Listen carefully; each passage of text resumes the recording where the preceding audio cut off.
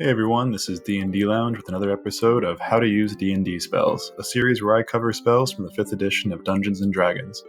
I look at some of the spell's most common uses, answer a few rules questions, and give my opinion on how good a spell is and who it's for.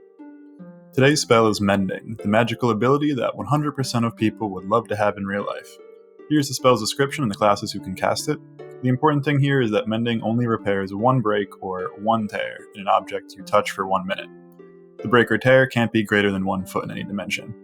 Basically, Mending is magical superglue that makes an object literally as good as new. And it's a cantrip, so it can be cast repeatedly.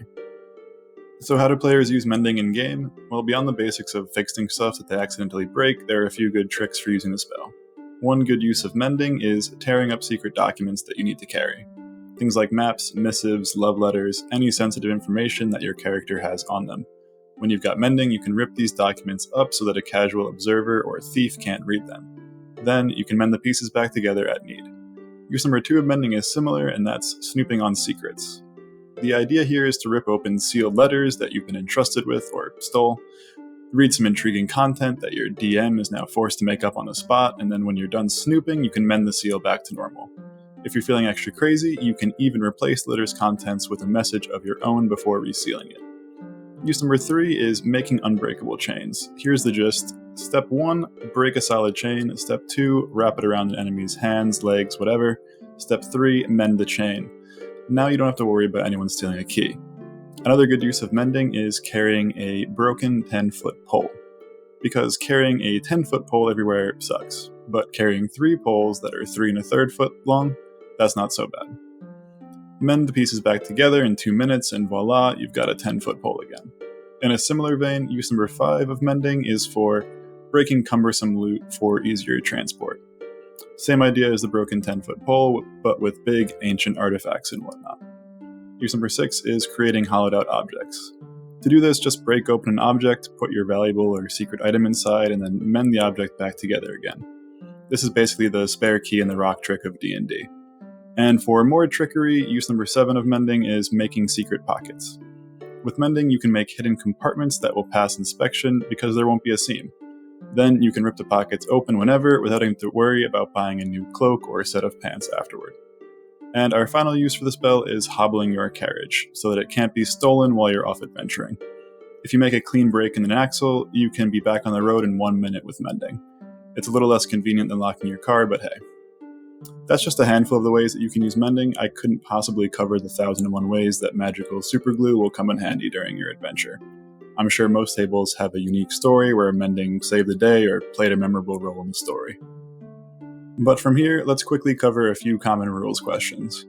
Number 1 is that Mending cannot repair the following: rust, corrosion, dents, scratches, scrapes, missing material, acid, burns.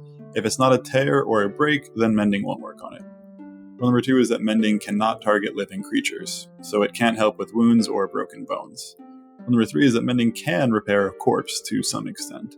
Corpses are objects in D&D 5e, so they're valid targets for Mending. However, what level of limb reattachment and or functionality you can achieve is up to your DM.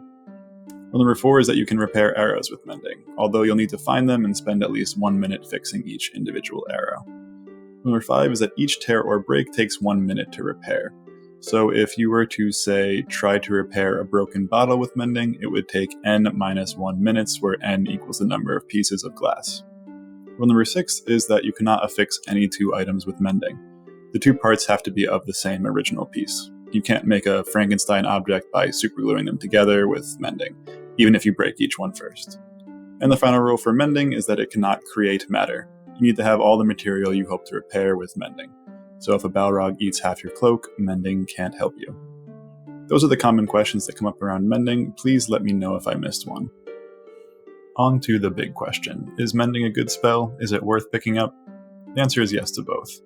Mending has great potential for tipping the odds in your favor during intrigue missions, so if your campaign involves a lot of information gathering, Mending is your best friend.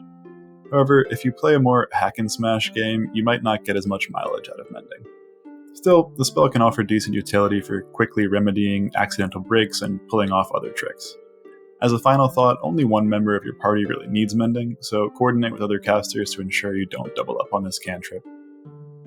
Thanks so much for watching. I hope you found this guide on mending helpful. If you have any stories about using mending in your own Dungeons & Dragons game, please share them in the comments below. This is D&D Lounge wishing you the best of luck in your next spellcasting venture.